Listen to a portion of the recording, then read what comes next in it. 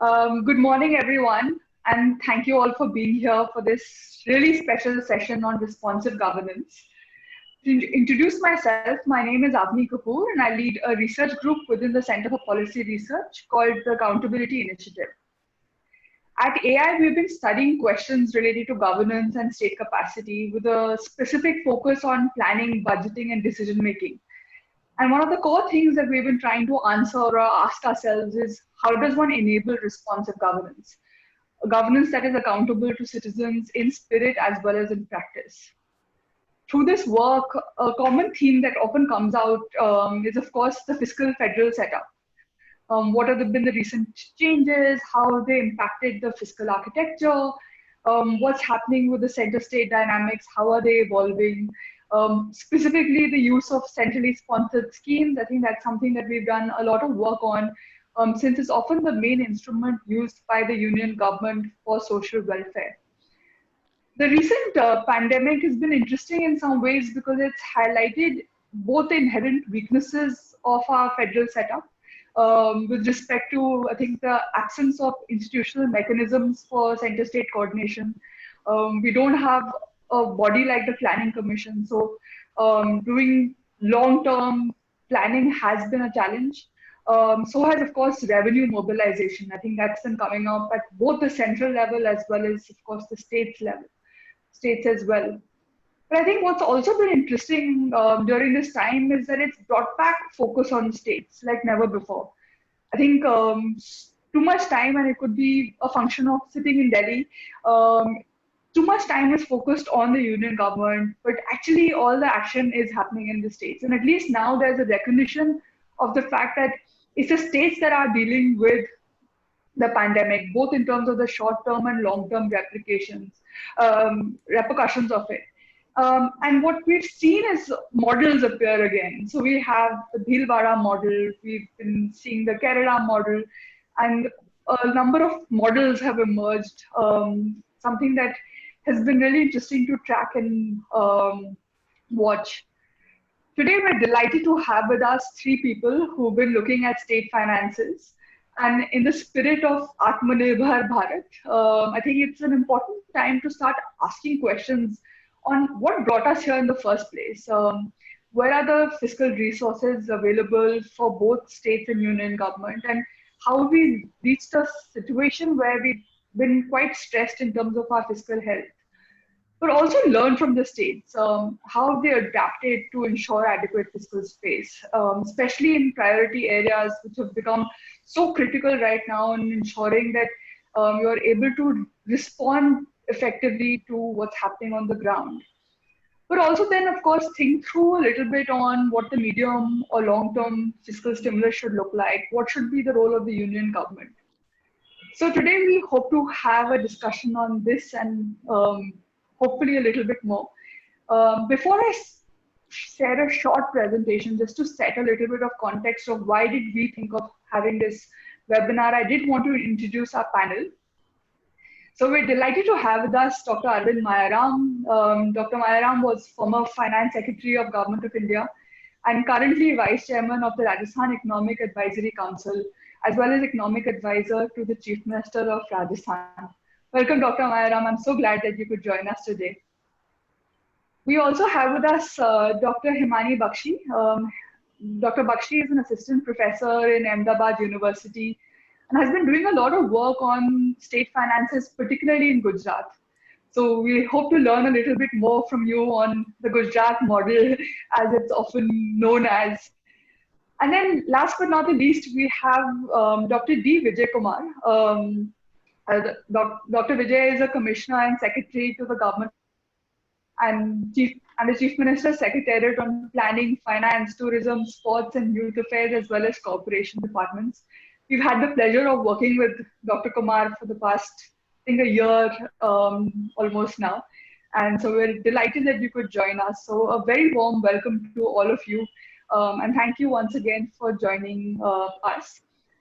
Before I open up the floor to our panelists, and I definitely don't want to take up too much time, just wanted to share, like I said, a very short, quick presentation, just to show some of the questions that kind of emerged when we started looking at state finances. Just quickly share my screen.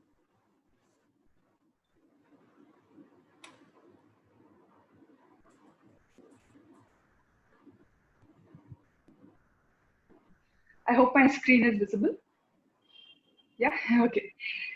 So I spoke about recent changes, and that's something that we've been studying, and there have been quite a few. And I'm not obviously not even touching upon each and every one, but these were some of the ones that we found have played a significant role recently on both the union and state finances. The first was, of course, in February, the 14th Finance Commission came with its pretty much landmark decision of ensuring greater devolution to states. Everyone knows that tax devolution increased, but as a consequence of that, the other instrument that was often used, which was centrally sponsored schemes, those needed to undergo a change. So it was followed by cuts in centrally sponsored schemes, and of course, bucketing of centrally sponsored schemes as core schemes, optional schemes, and core of the core. October 2015 saw a change in the fund sharing ratios of a number of centrally sponsored schemes.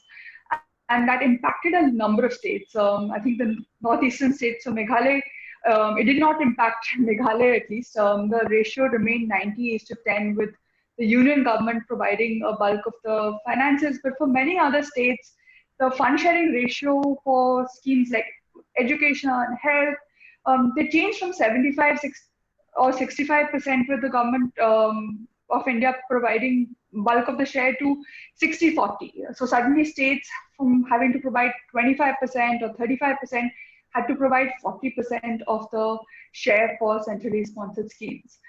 This was a time when a lot of states said that ek haath se liya hai, dusre haath se diya, because there was this feeling that you've given us untied money, but in some ways that untied money is getting ring-fenced back into centrally sponsored schemes. 2015 was another interesting year. The Uday scheme came into being, where states took on the discom debts. As per an RBI report, I think between 2015 to 2017, 16 states alone had taken over debts of about 2.1 lakh crore. And that was, of course, impacting state debt themselves. And then, of course, 2017 saw GST being announced and implementation starting, with a lot of taxes that were originally completely solely under states' domain getting kind of integrated into the GST setup. In May this year, we started studying what state finances look like. We've been doing this exercise every year. We've been trying to do some exercise of this, but I think what was interesting for us is just before the pandemic, many states had released their budgets, and of course, without knowing what was going to happen and how things were going to change. So we did try and study what state finances looked like prior to the pandemic. And just to give a little bit of a glimpse of what we found, on the revenue side, we, as you can see, own source revenue, which is a revenue that's available with the states, where not revenue that's coming from the union government, has been around 50%. But what's worrying is that it's been declining. The dependence on own source tax revenue was expected to be much more. So I think non-tax revenue is still an underutilized resource within states.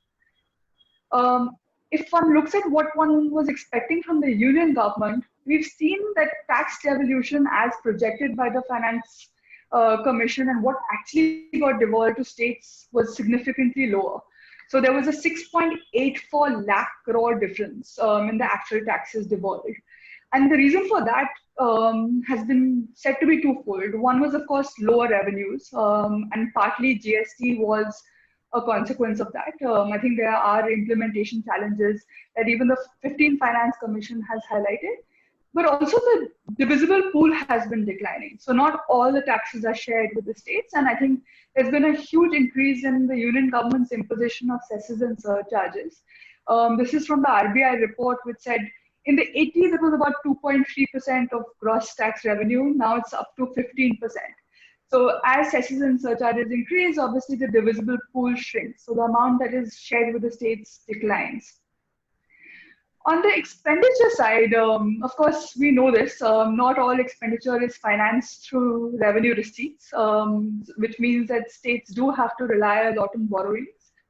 That, of course, adds to state debt.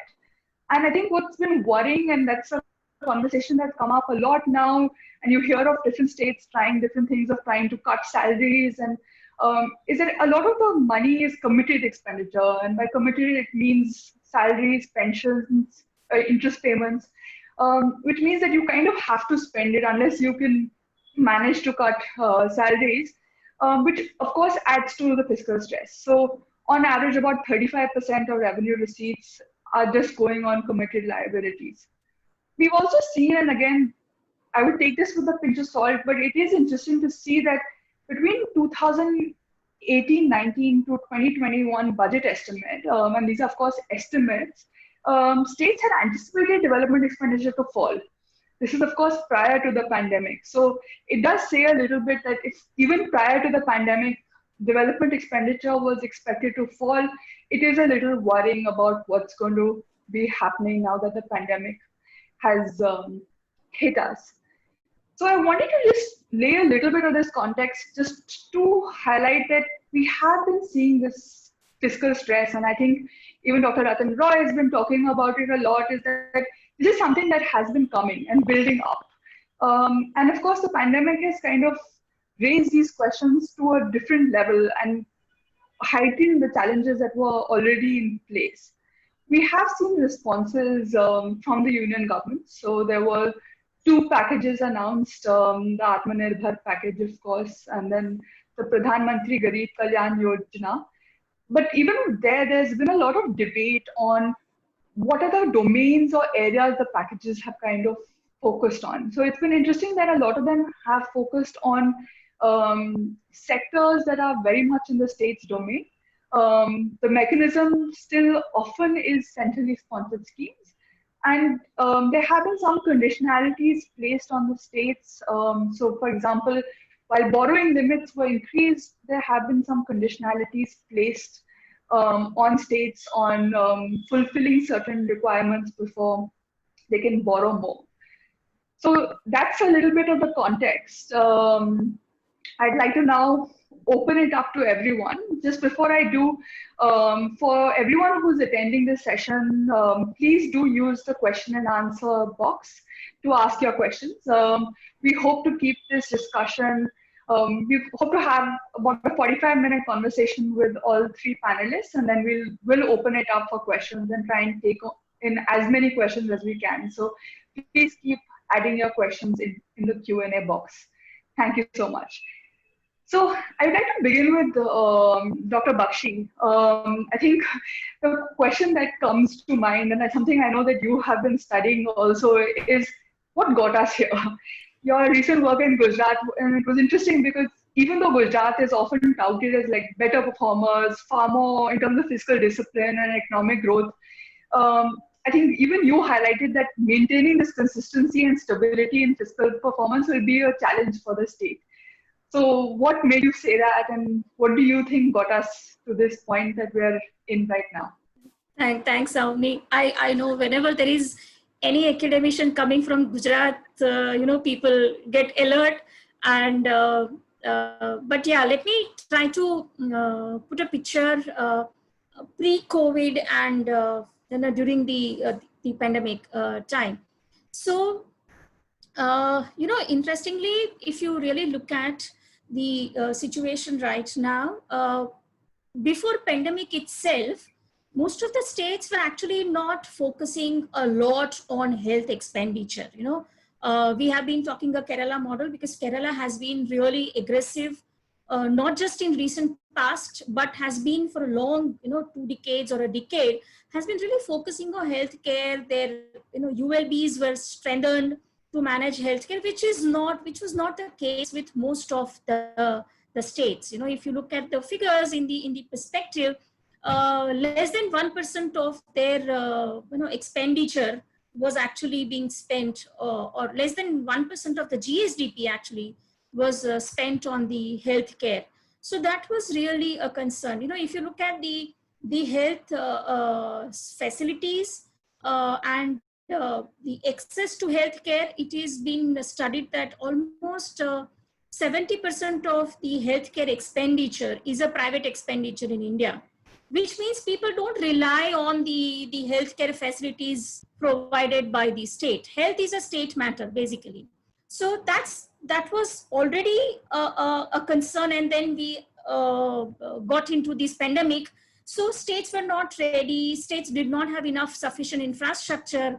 And only I'm worried, right now we see only Mumbai, we see only Bangalore. We look at the cities, we don't look at the smaller towns. We look at the mega cities. So if you look at Gujarat, people talked about Ahmedabad city having high mortality rate, and we were worried about it. We had to call off doctors and nurses from smaller towns. The team from Delhi had to visit. Now just imagine when this transmission is happening in a smaller towns, where do we get these facilities? So that's where the issue is, the burning issue, the current issues right now with the most of the state's government. On the, right now they're struggling with not just funding it, but also managing the pandemic. On the revenue side, if you really look at, it's a pre-GST and post-GST era. So, pre-GST era, states like Maharashtra, Tamil Nadu, Gujarat, their own taxes, which is VAT and entertainment tax, used to be around 60% of their total own tax revenue. For example, Gujarat, Maharashtra, almost 60% of their tax revenue got submerged into GST. Now, what comes back in the form of state GST is only around half of it, 31, 32%. For the other half that got submerged in GST, they have to rely on either IGST coming back or the GST compensation.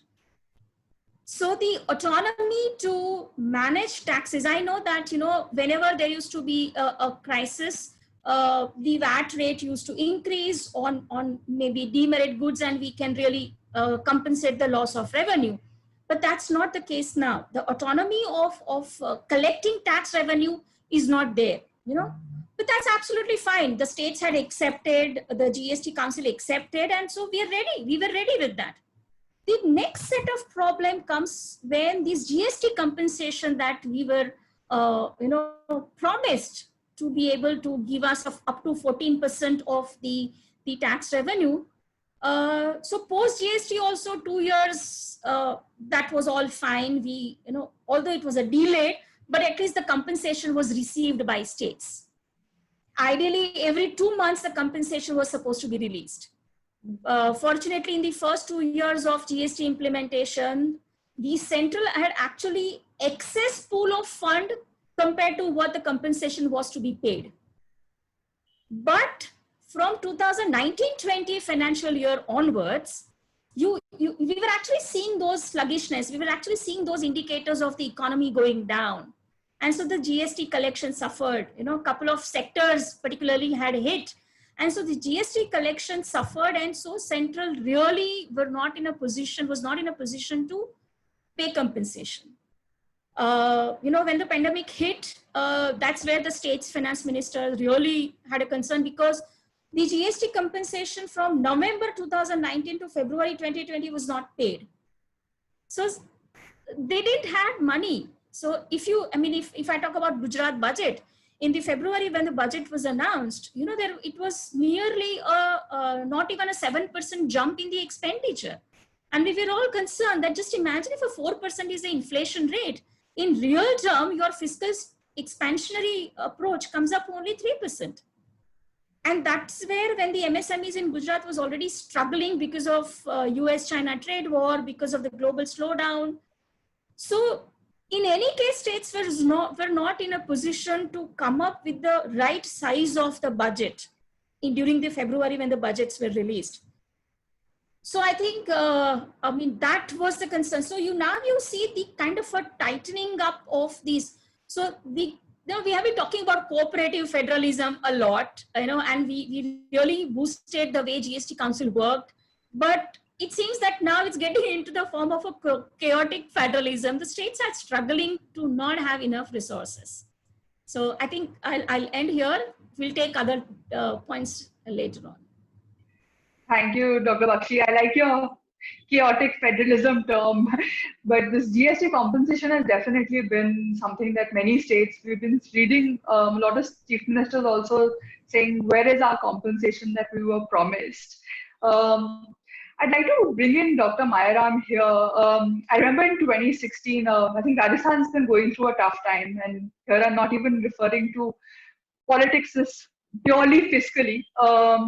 In 2016, we had visited the finance department, and this was soon after Uday scheme had been launched. And I think one of the biggest worries, even at that time, was this Uday is going to impact Rajasthan's fiscal health significantly. I think what's been really interesting, and I'm so happy that it's in the public domain as well, is that very early on, Rajasthan came up with an action plan of how do you restart the economy post-COVID or during COVID. Would love to know a little bit from you on just how did that action plan come into being? What were how were you looking at it in terms of the challenges faced by the state government, especially when you have reduced capacity, you're dealing with COVID, the fiscal health is of course strained. So would love to hear more about that. So you're on mute. Yeah. Can you hear me now? Yes. Okay. Thank you. I think Dr. Baxi has placed for us a very succinct and clear picture of what the states are going through, even states which are frontline states like Gujarat. However, let me say this, that we are focusing too much on the pandemic and its impact on the economy without actually realizing that the economy started seriously slowing down since 2017. And there has been a continuous decline in all the macroeconomic parameters that would indicate the state of India's economy. The GDP had started declining, and even before COVID hit us, this year's prediction was an all-time low of 4.8% by the IMF. Although many other estimations were lower than 4.8%, we have not witnessed that kind of a slowdown even during the 2012-14 crisis. So the economy was really slowing down, and the reason for the economy slowing down was that if you look at the four cylinders on which the economic engine fires, which is investment, private investment, the gross investment rate, national gross investment rate, has been slowing down and came down to as low as 27% of the GDP, which we had not ever witnessed. In 2011, it had gone up to 41% of the GDP. And therefore, we need to see that there was something which was really going wrong with the economy, and we were not able to grapple with it. Our savings rate had fallen. The credit to the manufacturing sector or to different sectors of the economy had seriously fallen. NPAs were rising, and there was no resolution despite the bankruptcy code which was brought in. There was not really much of a resolution to the bank debt or bank NPAs. And we are seeing even today they are at an all-time high. So I think we have to see this problem. Investment fell. The exports were already flattening out even before the global trade war started. So 2014 onwards, if you look at our exports, they have continuously declined. And then of course the China-US trade war, and then the US-European dispute on trade matters. These came up, some little bit of a skirmish with the US-India skirmish in the trade, international trade area. So our exports were grounded. And the third is a government expenditure which was continuing for a while, but with the GDP slowing down and the fourth cylinder really slowing down, which was demand or consumption, which in fact gives the buoyancy to the taxes. Because when people buy, then they pay taxes. And when people do not buy, then the taxes begin to come down. So therefore, that is where the entire problem started, which has started impacting the fourth cylinder, which is government expenditure. So this is all pre-pandemic. It is not during the pandemic that this has happened. And therefore, we need to be mindful of the fact that there has been some major problem with the economy even before the pandemic hit us. And when the pandemic hit us, then we went into a real rapid, downward cycle, because the economy was shut down and very suddenly shut down. So our entire non-formal or informal sector, which contributes about 45% to the economy, Indian economy, was very severely hit. And so was MSME sector, which is close to 80% of all our manufacturing which happens. So I think we have really to look at these issues to be able to understand what's happening to the states. So when this is happening, the states' finances have really shrunk. And the elbow room available, whether it is in form of fiscal or monetary instruments, the states are severely constrained. They don't have those instruments in hand. For instance, how much a state can borrow, the government of India decides. How much fiscal deficit a state can run, government of India decides. How much overdraft can be taken by a state, Reserve Bank of India decides. So there is very little elbow room that the states have. And after having subsumed most of their taxes into GST, the possibility of dealing with or tinkering with the state taxes to be able to raise some resources on that side also has been abrogated. So as a result, if you look at our report also, we have not said what the central government should do in terms of give to states only. What we have said is that the first and foremost thing that the central government needs to do, which I believe even today is relevant, is to create demand, to bring back demand in the economy. Unless there is demand in the economy, unless consumption comes back, if you see even in this last month, that is July, there has been a serious contraction in manufacturing. There is a lot of hype around, economy moving and GST, kind of coming back because people have started buying.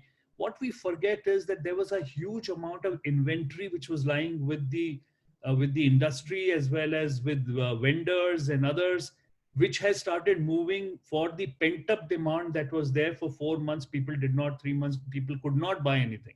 Even essentials were limited. So this inventory is moving, but manufacturing is not picking up to the same extent as it should be, because that kind of demand is not being seen. And the only demand that we are now seeing is on account of the fact that Manrega, which was actually not really the preferred instrument of the present central government, has come to the rescue of the rural areas. And a very large, all-time high number of people are engaged in Manrega, close to 3.5 crores man days are being created every day.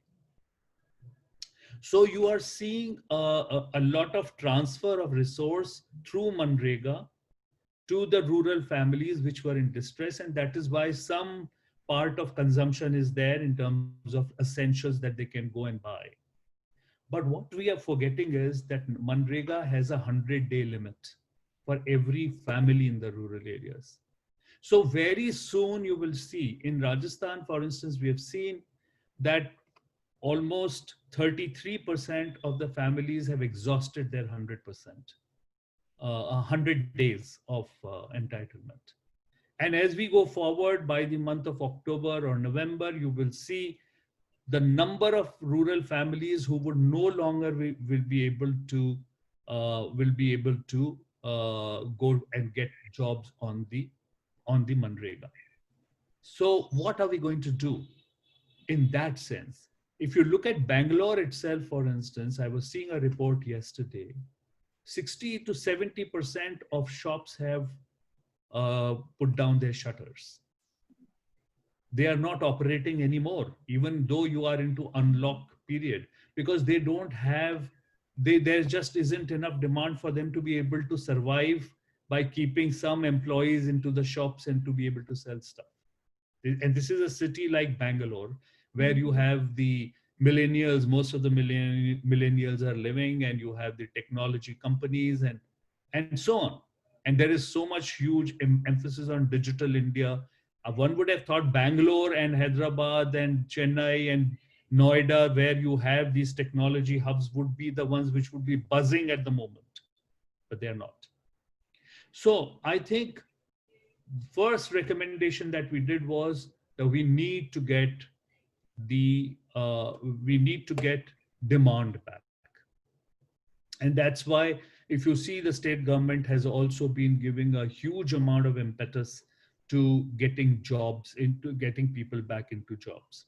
One thing which has missed out the imagination of the country, I would say, is an initiative which was taken by the government of Rajasthan last year, when they brought an omnibus law, which said, notwithstanding anything in any other law of the state, no MSME, whether it is in industry or in services, requires any prior approval of the state government from any department, except if it is in the case of environmental clearance, so that there is no pollution.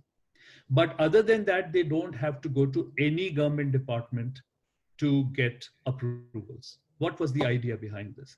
The idea behind this is that the transaction cost of starting business in India is so high that, because when you start taking rounds of the department, you are an MSME, you are one person establishment who's trying to set up some industry or a small industry or some service, and you have to keep running around labor department, electricity department, this department, that department, getting NOCs.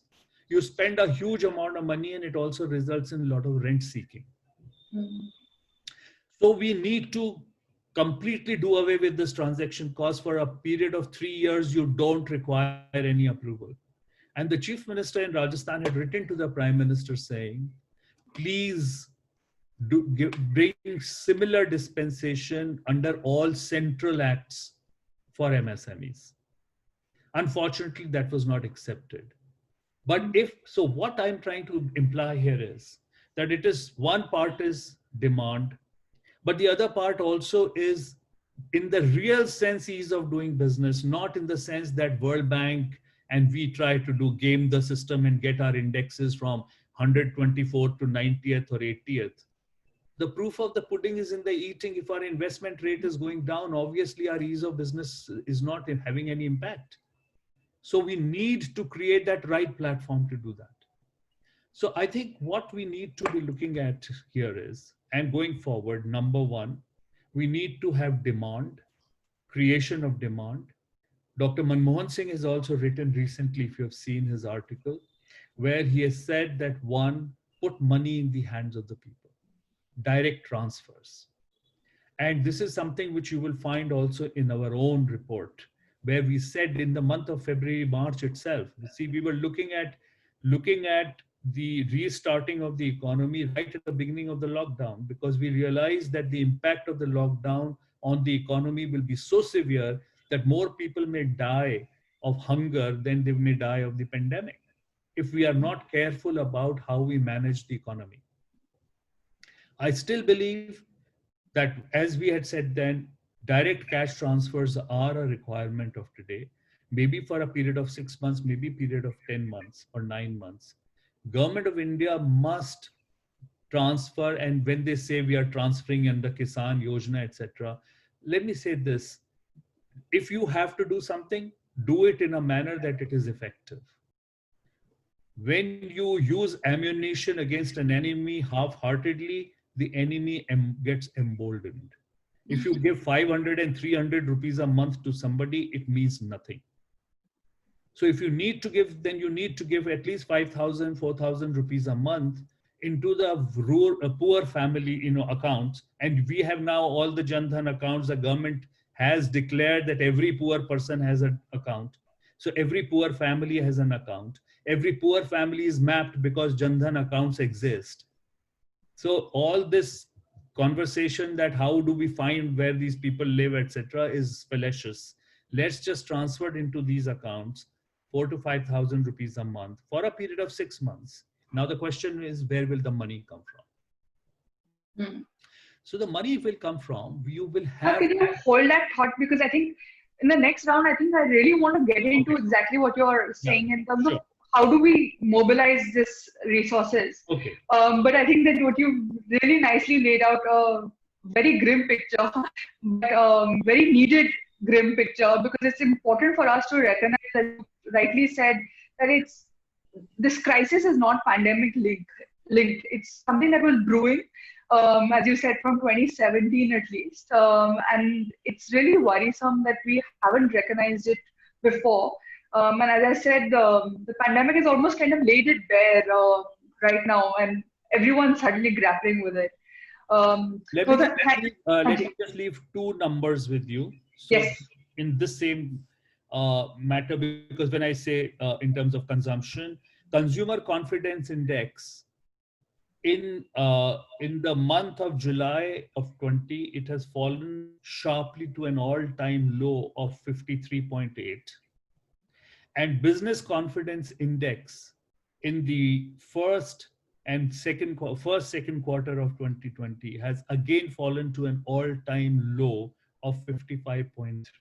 So I think we need to keep these numbers in mind. Thank you. Definitely. No, thank you so much, sir. And I think there's a lot of food for thought almost, that all of us as researchers are also thinking about what all we should be studying. I'd like to bring in Dr. Kumar here. I think a lot of what Dr. Mayaram just now said is obviously relevant to each and every state and the union government, and it's not something that is state specific, especially in terms of the slowdown of demand, the slowdown of consumption. But Meghalaya is in a slightly different position. I think some of the things that impacted other states, for example, the change in centrally sponsored scheme ratio, didn't impact Meghalaya, but at the same time, it's also a lot more dependent on the union government. So would love to hear your perspective of what's been the impact on Meghalaya specifically, and how did you deal with it? And particularly if you could focus a little bit on just even thinking of MSMEs and just how do you build up that demand? Thanks, Avni. I'll take forward from where Dr. Mayaram has left. So first, coming to COVID.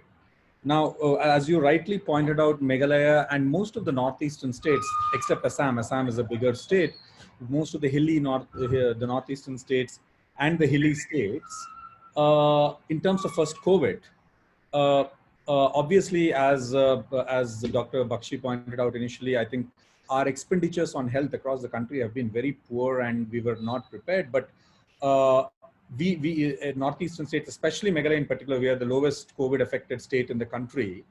We have been very fortunate, because obviously the number of people moving into this region and the amount of the connectivity. I think the connectivity, which was always a huge problem, which is a real problem. I think the COVID time has been a little bit of a blessing in disguise, in the sense that because we are not so deeply connected with the rest of the country in terms of movements of people and everything else. So we continue to remain, COVID free to a large extent, or less COVID, and we hope to remain this way. But again, given how the global situation is, one can never say much. So the 2-month lockdown has given us the opportunity to kind of somehow find the resources. I'll come to the resources question, but prepare ourselves to for some eventuality or any eventuality. Now, in terms of the COVID front, therefore, the northeastern region, except Assam, is reasonably well protected. So we can, and that way we are a little different from the rest of the country. And the second thing is on the revenues itself. As you showed in your slides, if you look at our dependence on Government of India, our dependence on Government of India is much higher. So Meghalaya, which is in fact Meghalaya, Tripura and Assam are the slightly more, are the states which have slightly higher own tax revenues compared to the rest of the states. But even Meghalaya, with its reasonably higher, relatively higher own tax revenues, stands at like 22%. So our own taxes are around 20 to 22% of our whole revenue.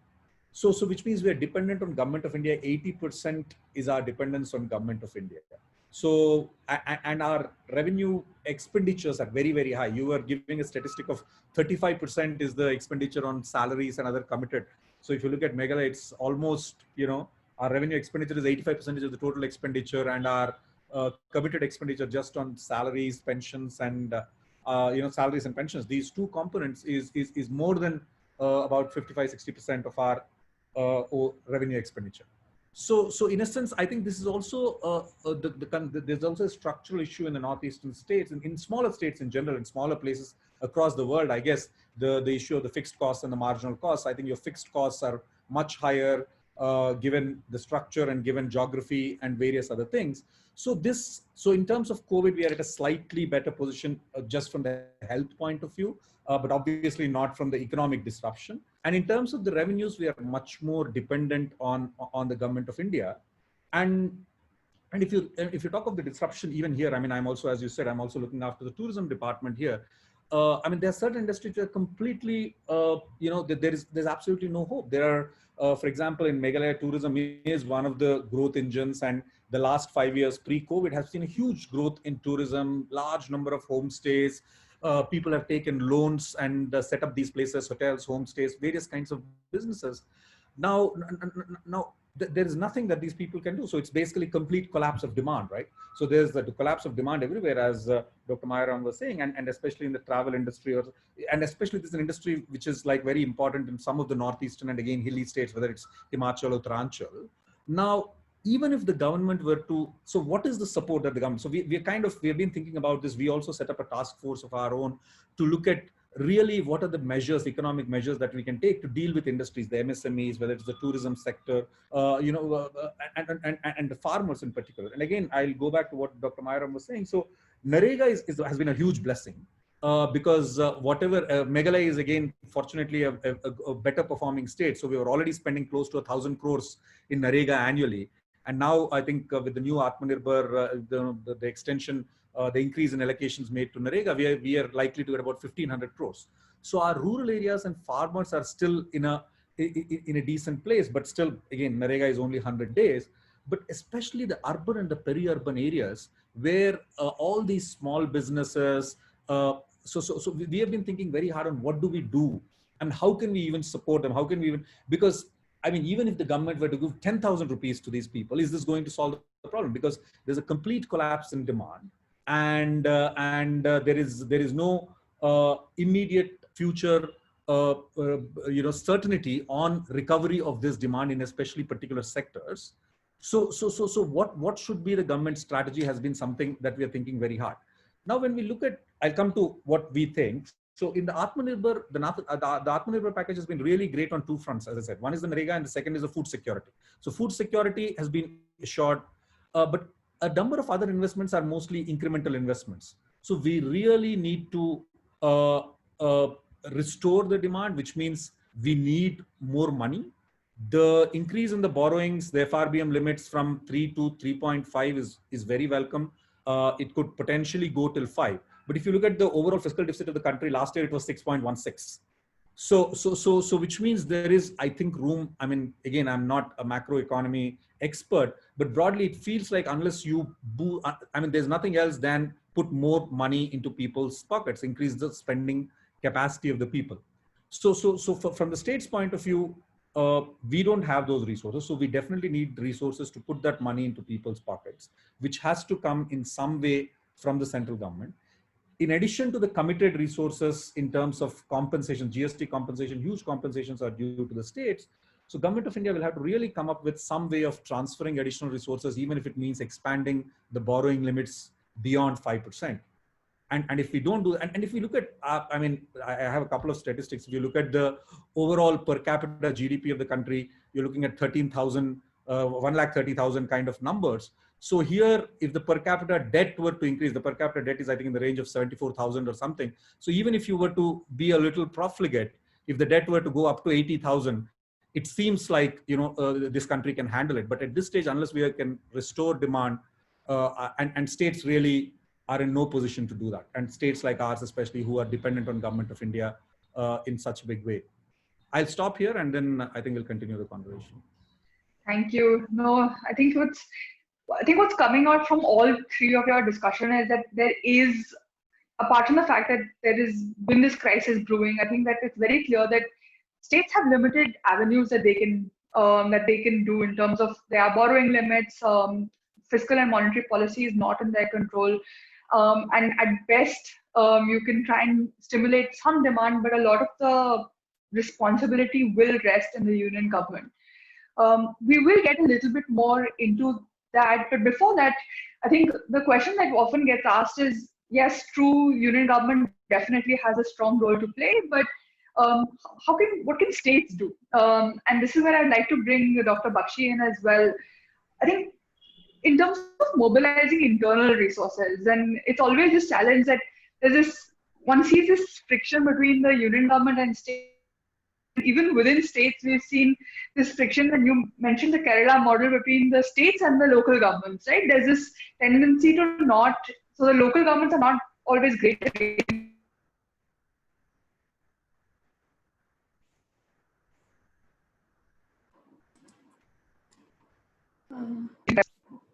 base. I'm sorry, Avni, but I think in the middle I lost the connection issues because of connection. Sorry. I could not hear you. Is it clearer now? Yeah, now it's clear. Okay. So I was saying that I think that there's no question that the union government has a lot more responsibility, and we will be getting a little bit more deeper into what can be done from their perspective. But I wanted to understand from you from the state's perspective. So we can't absolve states as well, and I think at least, especially with the local governments, you mentioned Kerala. We've seen that even states are not always great at finding innovative ways of raising revenues. We saw some of these innovations. We suddenly saw a lot of alcohol taxes increasing in many states because I think with GST there is limited scope. But what can states do in terms of revenue mobilization, given that obviously their hands are tied, there are lots of constraints? So you mentioned in some of your work about looking at the own non-tax revenue, for example. So if you could speak a little bit about what states can do. And also any examples you have from Gujarat. Okay, yeah, thanks, Avni.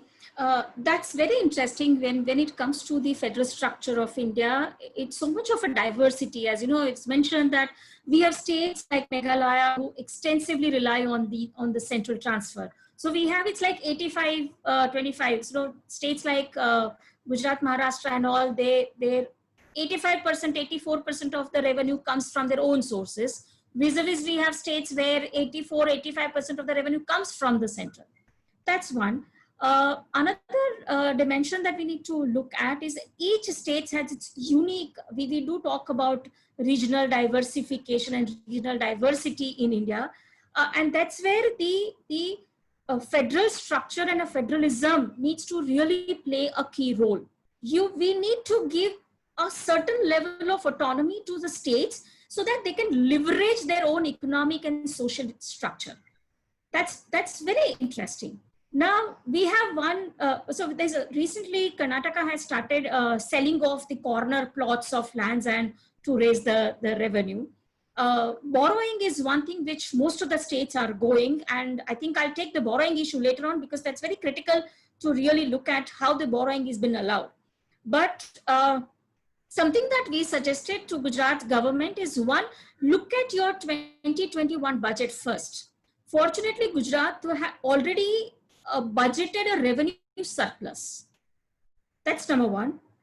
If you consider the 2021 revenue, let's get a complete negative as if we are expecting a nominal GDP growth rate to be around 0%. Because if you all are saying that around 5% is the GDP contraction might happen, considering this, the 5%, 5.5% inflation rate, we are then practically talking about a 0% GDP, nominal GDP growth rate. Now that's going to happen for the first time in the history of India. We never ever had a negative nominal GDP growth rate. If the inflation shoots up, I mean, we don't know where we are going to land. Let's assume a 0%, considering a 1% buoyancy, which indicates that our tax revenue may not shoot up. Right now, I mean, in the first quarter, we estimated that around 75% loss in the tax revenue has happened. We hope to recover in the coming months, in the unlock time. So like right now, bearing the hotels and tourism and restaurants and all, the lockdown too has even opened up avenues for gym and all those things. So we hope to recover, but let's say the financial year tax revenue may not increase and it can be just a stagnant amount. How do you then reallocate? The first thing is reallocate your budgeted amount. It can be done with just a parliamentary, I mean, just have to talk in the assembly and then it can be done.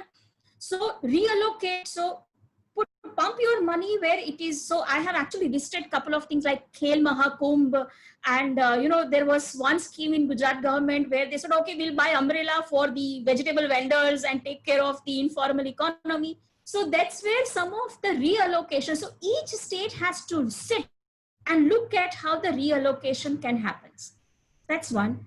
Second thing is, can certain payments can the deferment of the interest payments, actually, if I give you the amount, probably some 18,000 crores is what Gujarat has decided for the repayment. Gujarat has been very aggressive in the prepayment of the loans. So states who are in those conditions can be given an option to defer the payment of and so that money can be utilized. Another important thing, which is where we all learn from the Kerala, is please empower the urban local bodies and the Panchayati Raj, because even if health is a state affair, the implementation happens when it talks about civil hospitals, when we talk about healthcare centers, they're all run by the ULBs. And so we need to, that's where Gujarat really struggle right now. So fortunately right now, the Chief Minister of Gujarat has given some few hundred crores to just a random, that's what one suggestion was, that please let ULBs handle the fund. Whether they want to use it for testing, whether they want to use it for buying PPE kit, whether they want to use it for enrolling more healthcare workers, but let them try. So there was one attempt in 2 weeks back that has happened where the Chief Minister tried to distribute some money, 300 crores to Ahmedabad city, 200 crores to Surat, and that's how it is, depending upon how much hit the city had. So strengthening urban local bodies is a need of an hour, and unfortunately in Gujarat, I mean, I would like to put it here because that's the matter of concern, and probably 15th Finance Commission also will come up with some concerns on that. The 3rd State Finance Commission, which submitted a report merging with the 4th State Finance Commission in 2015, is yet not being tabled in the Assembly. And that was the first such State Finance Commission which actually talked about formula-based devolution. The first and the second one was just wrapped up, and they really didn't bring in, there was no formula in that. So what center is doing to state, the states are doing to the 3rd tier of the government. I think that's where we suggested that let's strengthen, let's improve the decentralization process if we really want to improve the health indicators. You know, people believe that Gujarat spends much lesser on the healthcare, and so the health indicators are poor. But I worked on it with a time period of 2004 to 2014, and the paper got published in the Economic Political Weekly in, I think, March 2019. That's where I'm actually trying to tell people that, you know, the Gujarat in that 10 years has actually increased the expenditure on healthcare by 10%. The compounding annual growth rate on healthcare expenditure was 10%. If you look at the real term per capita healthcare expenditure, we were third on the rank. Now, despite of that, the healthcare indicators are poor. So my concern is about input-output relationship. You know, we may say that, okay, spend more. And everyone, I mean, 15th Finance Commission also is expected to come up with the entire policy announcement that how can we really increase the expenditure. My concern is there are many states where the health expenditure has gone up, has been rising, but we don't see the kind of a response or the efficiency of those expenditure in terms of improving healthcare indicators. I think that is where Gujarat has yet not started working, right? As far as borrowing is concerned, you know, the states are given an option to shoot up the borrowing limit of the fiscal deficit by 2%. So from 3%, it can go to 5% with the clause that 0.5% can go without any conditions. And 1.5% can increase only if you implement certain reforms. That's where those one ration card, one nation, one ration card, and urban local body strengthening, and then there is a Uday schemes and all comes up. Now, Gujarat is, and many other states are fortunately much below the limit of fiscal deficit. So 2020-21, the budgeted fiscal deficit was 1.2%. So there is a greater room for the states who were actually under the domain of under the category of fiscally prudent states. For them, there is a room for borrowing. So it's possible. The problem is going to be much difficult for the states who are already be above 3% of the fiscal deficit and then need to borrow. Borrowing is I mean, you can't ignore borrowing. I mean, you need to borrow because you don't have revenue and you need to spend more. And if this is the time we come up with the fiscally contractionary policy, I think we will be the biggest fool in the world. My concern, as Dr. Mayaram also talked about, is actually if you look at the central budget also, you see a lot of cut down. Manrega, for that matter, normally, from your accounting point of view also, I mean, auditing point of view also see that when the expenditures are, the budgeted expenditures always turns out to be lesser than the actual expenditure. So you budgeted few crores of rupees in the Manrega, but you turned out to be spending more at the end of a year. For last 2 years, the actual expenditure of Manrega is lesser than the budgeted. In many of the schemes, if you really look at the central government budget, it's not just, so I was telling people that, just don't look at this year budget when the budget's announced. Please check and see what has happened in last 2 years, because the accounting data, the actual data will be available only of the previous, 2 years previous to that. Mm-hmm. So that's my concern. So for last 2-3 years, there has been a slight contraction which was observed, which is, I think, is not something that we should be doing now. And I think still central, when the 20 lakh crores package was announced, when the Atmanirbharta package was announced, again, it's not a direct fiscal stimulus. This is the time probably we talk about helicopter money. This is the time we talk about cash in hands, right? So I think these are a couple of few points one needs to really look at. Thank you so much, Dr. Baxi. No, I think the two important points that you really brought out, one was this, on one hand, we're all saying more resources, but then there's also this question of efficiency of spend. And that's something that we've also been studying, is that there's no point putting resources when they aren't actually going to be spent effectively. And so how do you actually target it in a way that is best utilized? And also, of course, this question, this worrying question on borrowings, that is definitely something that states are going to be struggling with. I think one of the audience members also said this, and I'll try and bring in some questions here in my last round of questioning as well, is just that how do you ensure effective expenditure? And I think that's going to be really important now, especially when the fiscal space is lower.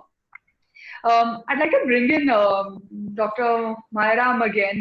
Sir, if you, and to put you on the spot, hopefully you don't mind, is that I think it's a question from the audience as well. And if you were putting on your former finance secretary hat, what are the 3 things that the center can do.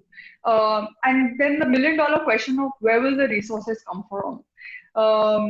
And so if you have any perspectives on that, I think what was interesting, and you mentioned improving demand, and even the task force report again talks about the same things in terms of just ensuring that I think it spoke about a 1 lakh crore general purpose window for states to be made available immediately. It also spoke about like a COVID specific debt mobilization plan.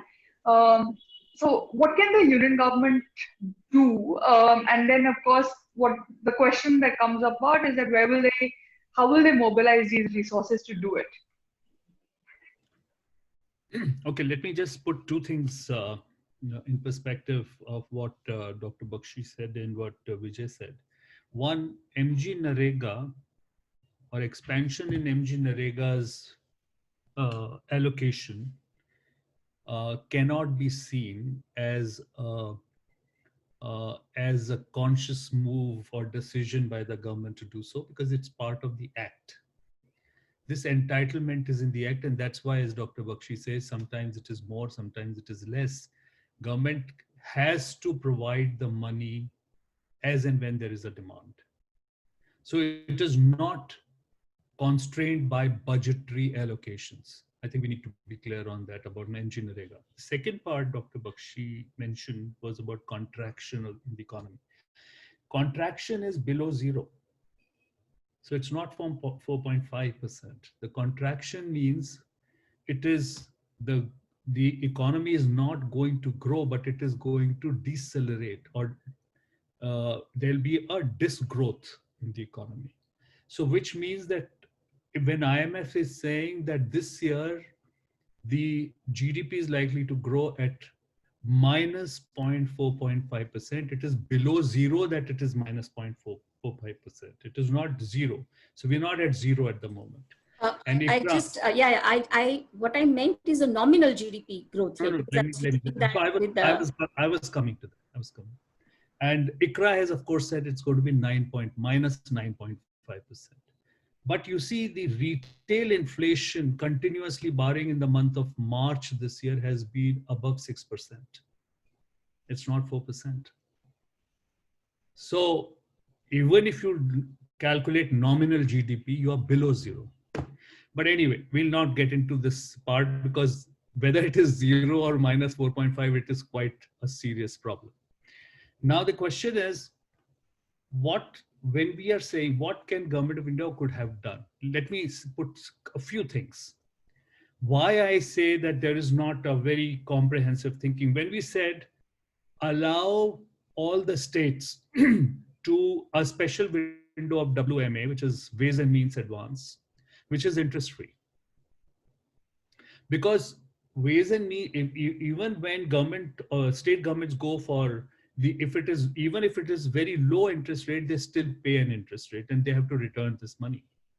Now, you would see that what happens with ways and means advance is basically an earning for the Reserve Bank of India, which means that the Reserve Bank of India is making money out of the advances which the states take from it. Basically, it was for keeping some discipline. I understand that.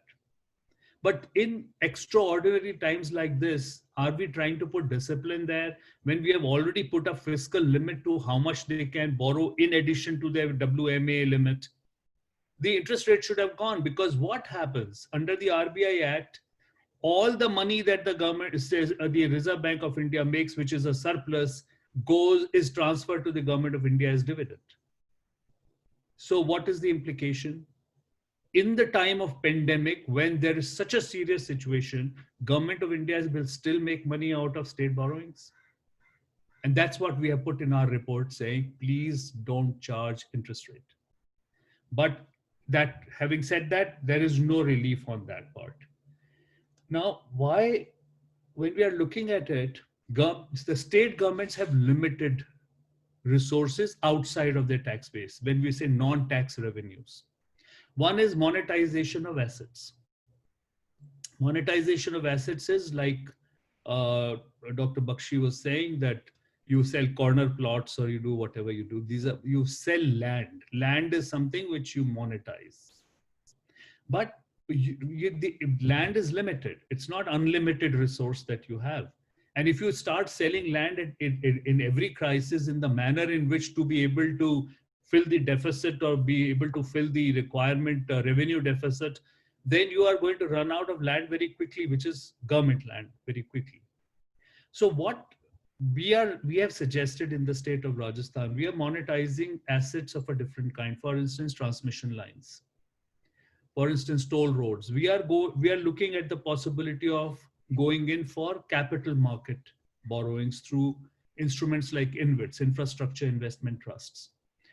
Infrastructure Investment Trust is an instrument. When I was finance secretary, we had put it in place precisely for this reason, that you could raise resources.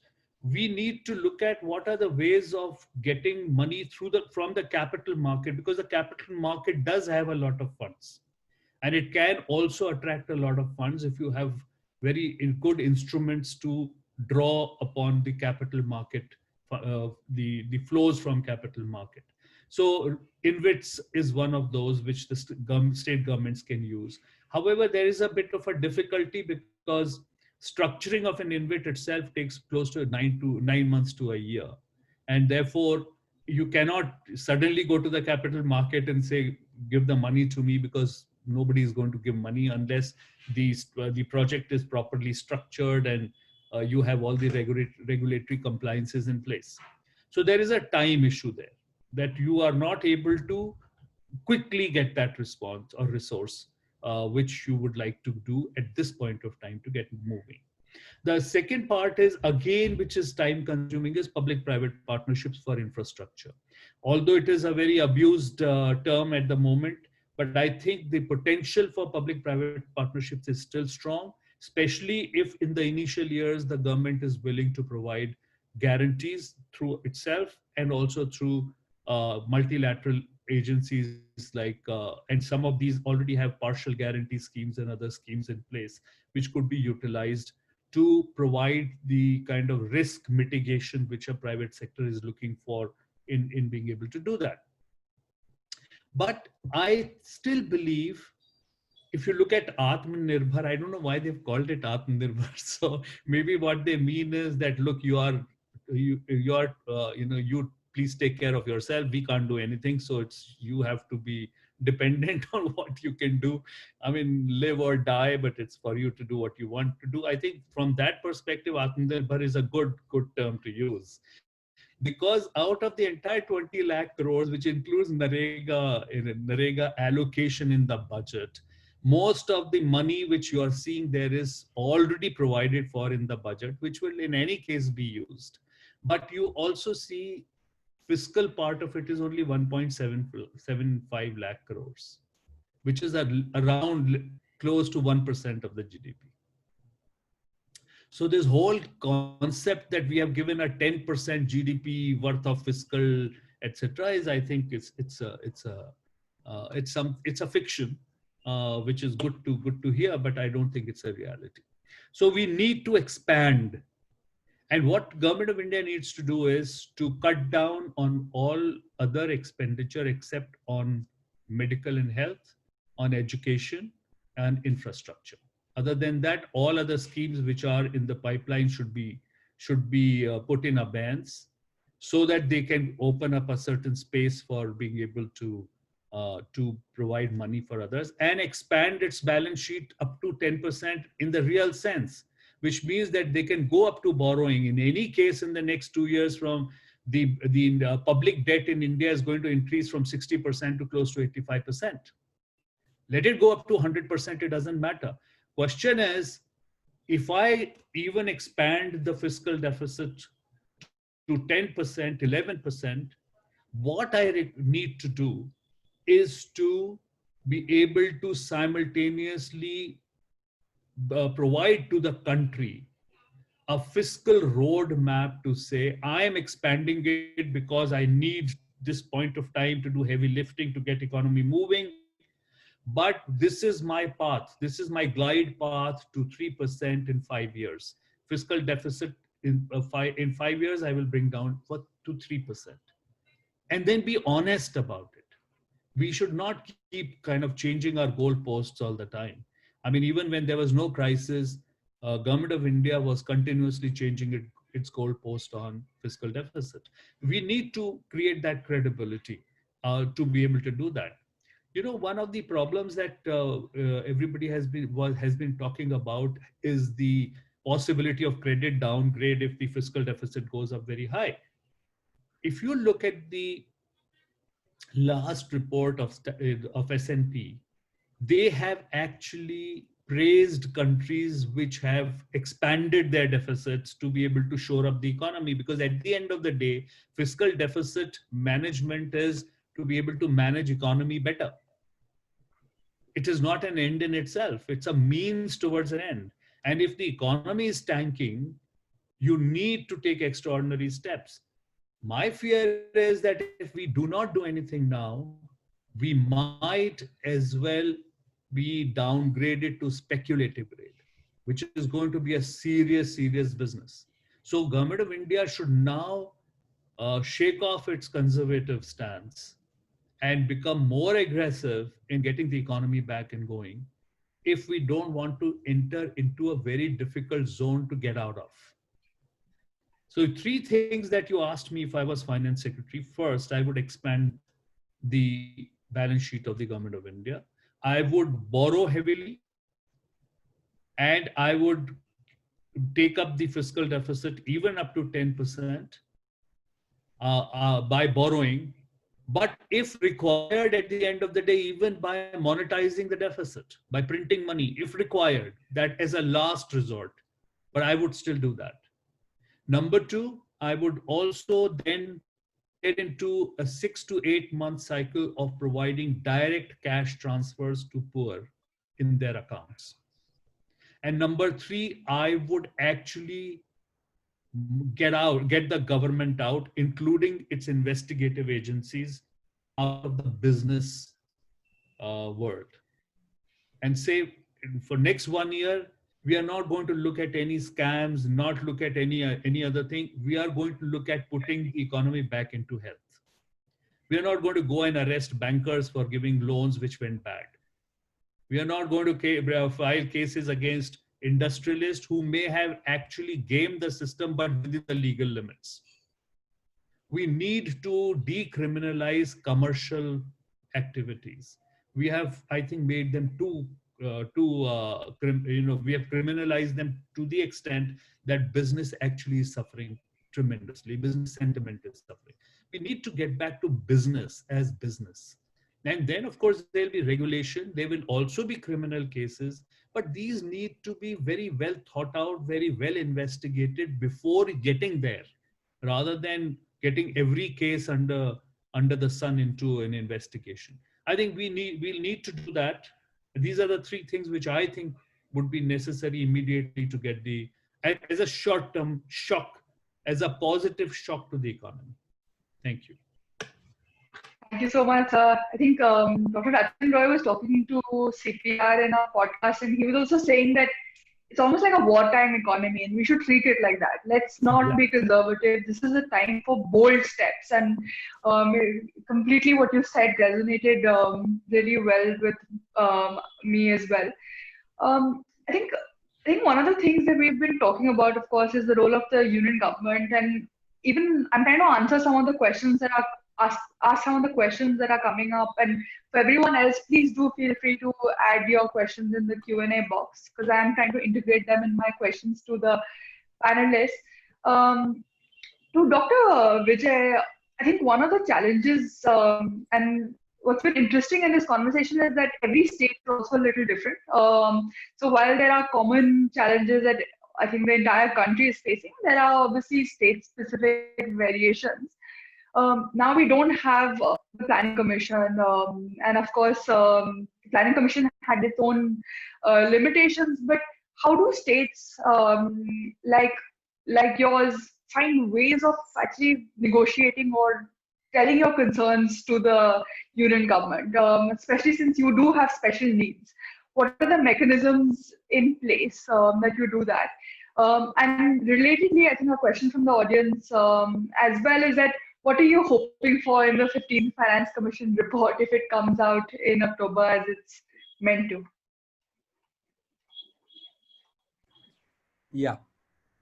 So again, I was just want to just quickly respond to what the point Dr. Baxi was making, which is there are these fiscally prudent states which have a leg room now to kind of expand and borrow more, but unfortunately states like again most of the northeastern states where our fiscal deficits are already beyond the 4% mark. Last year ours was more beyond 4%. So we don't have any such leg room. So we just we're grateful for this 3.5%, and we hope that it goes till 5%. We are able to borrow and more. From what the state can do, and it's I think a very important question for all states to reflect on. But again, given that your resource, the 20% and 80% dependence on government of India, there's very little that you can do, and the non-tax revenues are mostly in the form of for instance, for Meghalaya, it's royalties on minerals and coal and all, which also for environmental reasons, both the National Green Tribunal's orders and even the state government's positions are that not to push on that front so much. Then that leaves only excise, with which again I think most states have done whatever they could during this period. So there is really very little that the states can do. What states like ours do to kind of meet our development needs and to ensure that we have some resources at least to invest in development after taking care of all the revenue is looking at the centrally sponsored schemes and some of the central sector schemes which are 100% fully funded, and externally aided projects. So externally aided projects in fact have been very, very important, especially for a state like Meghalaya, for the resources to flow in. But unfortunately now, because of the pandemic and the current, I think a lot of the external aided project money for this year has also been, in a sense, budgeted for the government of India's needs. So that is something that we have been, asking the government of India, that because a large part of the money comes and if this external aid, in fact, government of India has done a good job of speeding up these projects in the last few years. The DEA, so the time frame between posing a project and maturity has considerably reduced. But this year, for example, I mean, we would have, the state government was already having a long pipeline of projects. We were hoping that we'd be able to mobilize resources from there. So, but unfortunately for this year, that window is closed. So that is something we are kind of, put forward to the union government. The two, three things which I think a lot of what Dr. Mayaram said, we agree with too, but I think immediate specific things could be we were thinking that can the NREGA itself be expanded beyond the 150-day mandate? Because again, states, rural states, I mean, in India, many of the states are in this position, which will benefit immensely. Because thankfully, because of the COVID, it's more of a phenomena where the urban areas are completely distressed. So rural areas are still protected. And if we can expand the NREGA, so probably we can at least, provide some a decent cushion to that section. And banks. So in fact, in Meghalaya, we found that there's a huge unbanked sector. I mean, not just in Meghalaya, again, there's a huge informal sector. Now, for these people, they're not even taking loans from the banks. And most of the current packages of the government of India only help people who already have a bank loan. Now, what happens to people who are not even in that net? Now, how do we reach out to them? And banks are as it is very conservative. And now in the current environment, they've become even more conservative. So I think there's a need to nudge the banks to kind of, get to this sector, start kind of in some sense engaging with this sector. This is also an opportunity to probably formalize the informal sector through clear incentives and some kind of grant support. And of course, direct transfers. I mean, nothing like, direct transfers. And coming to the last question of, the point of the Finance Commission, we are very, I mean, in fact, the Finance Commission's report has been very helpful to us, and even the 14th Finance Commission, the increased transfers have been good, though again, it's been offset to a large extent by the Planning Commission grants being withdrawn. But for the 15th Finance Commission, in terms of the devolution formula, it was helpful to Meghalaya, and in fact they gave huge weightage for the forest cover and all, which is all very helpful.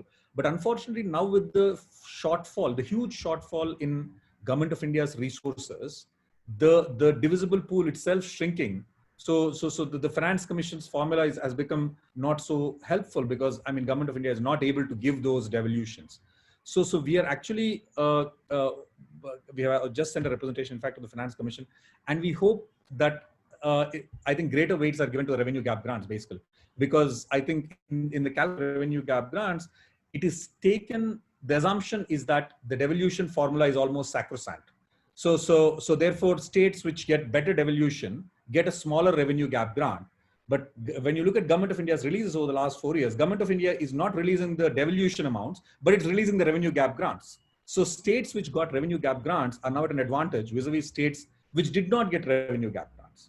So we are kind of making that, raising that issue to ensure that the devolution system is such that, states which get a better devolution should not be impacted because the Government of India seems to be prioritizing the revenue gap grant. I'll stop here. True. No, thank you so much. I think all of us are eagerly awaiting the Finance Commission report, because I think they're going to have to deal with some of these questions that the pandemic has raised, and of course, a lot of these questions that were already in play even before. We have about 10 minutes, and I'll start taking some of the audience questions even more so. A question that for Himani, but if anyone else would also like to answer, I think it's an interesting question. What sectors or departments do you think that are going to be disproportionately impacted by the stress? And we've seen Government of India put out notifications, at least for the first 2 quarters, saying for certain departments they need to cut expenditure significantly of the budget estimate. So some departments, so health obviously free flow, please do spend, but even education, so Dr. Mayaram spoke about education should be prioritized. Education has been asked to cut some of the expenditure. So has women and child development. So what will be impacted most of all? Okay, Avni, one way to look at which sector is that where there are certain sectors where still the lockdown continues. We're still not allowing certain set of businesses to run. So the losses to those businesses going to be higher. Hotel and tourism industries are going to suffer, and probably something needs to be done for those lockdown, those sectors which continues to be in the lockdown even in the time of unlock. So that's one way to look at it, which sectors are going to get greater hit. On the other side, if you look at it from the budgetary allocation point of view, right now what I see is the focus is primarily on the health, and then most of the states now has come up with those medium-term plans. Dr. Mayaram also is a part of Rajasthan. So most of the states are now, unfortunately, are getting directed by those borrowing conditions. So the similar thing happened in Gujarat, that they have come up with the reforms at a decentralization level. They've come up with the measures talking about ease of doing business. For example, Gujarat has a problem that Gujarat MSMEs are very good at a job work. Job work in the sense we are trying to provide the raw material, the parts, the diesel parts, the brass parts for the countries, and we're exporting it. Gujarat has a very strong trade relationship with China. Now, this is where the sector is getting a hit. And many industries, many MSMEs practically has no businesses in last couple of months. So probably that is something where, so Gujarat has come up with those ease of doing business. However, my worry here is that since it's just the borrowing condition, many states would just try to, put things on paper what the center is asking. Because all the states are under the shock that these kind of borrowing conditions have come in India for the first time. So my fear right now is that the states are going to decide the priority sectors, priorities for budgetary allocation, which is highly going to be influenced by these conditions led by the central government. With power sector also comes in the same, Uday scheme. So that's my concern is, and I think although we are talking about, Dr. Vijay Kumar talked about the informal sector, I think that's where they are the sector which have got a greater hit. I don't know, because of the lack of data, lack of informations about the size, the nature of that workers, I don't know how are we going to reach out to them. Beyond the Jan-Dhan account cash transfer, which is very minimum, or beyond the food security, for the revival of the livelihood. My concern is about revival of the livelihood. is I'm unable to really, honestly, I confess, I'm unable to predict how the states are going to manage because they don't have access to those information. Thank you, Dr. Baxi. There's a question on which I'm posing to Dr. Mayaram. Is what about using an instrument like COVID tax-free bonds? Would that work in this setup? Certainly it would. In fact, not just COVID tax-free bond, you could have, government. I mean, this is where I think government of India is missing out completely. You could have, for instance, perpetual bonds. I mean, they are virtually perpetual bonds. Like you remember in the Second World War, the British government came out with these where a certain fixed interest rate was paid every year to the bondholder, but the government could decide when to discharge those bonds. Now those kind of bonds can also be considered, and government of India can go. Like I said, we need to go into the capital market, and we have not really applied ourselves to creative way of being able to raise finance. If we are look at too much of vanilla thinking we have in terms of just going and borrowing with state sovereign guarantees and things like that. I think there is a lot that we can be done if we were to look at, so like tax-free COVID bonds are very much in order. I think what Dr. Baxi was asking, for instance, we had suggested in our report, if you would look at it, we had suggested that for MSMEs and for some critical industries, government could even provide what I would say a GST credit for supporting wage bills, which means that for the next 3 years, over a period of next 3 years, the industries which maintain their payrolls and pay to the workers, even during now, of course, we are opening up, but we had suggested this when we were in the lockdown, that if you allow them that going forward, say 25% of your GST payable to the government will be used as a credit, which you would, for 3 years, you can carry it on your book. And then over a period of next 3 years, you can pay back to the government. Things of that kind can be thought of. And in which case, MSMEs, industries, everybody would have been able to maintain their payrolls. People would have got wages. People would have been spending. But you need a bit of creative thinking.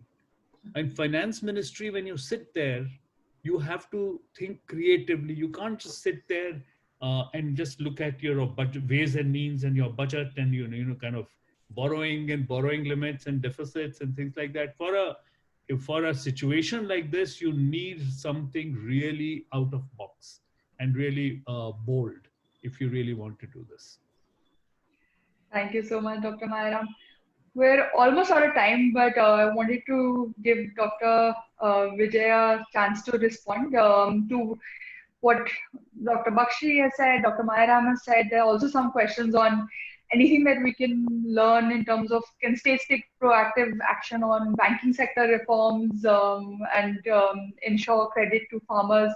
So anything you'd like to respond afterwards from you? Very quickly, only to one point. Basically, this informal sector, we have been working a bit on the informal sector.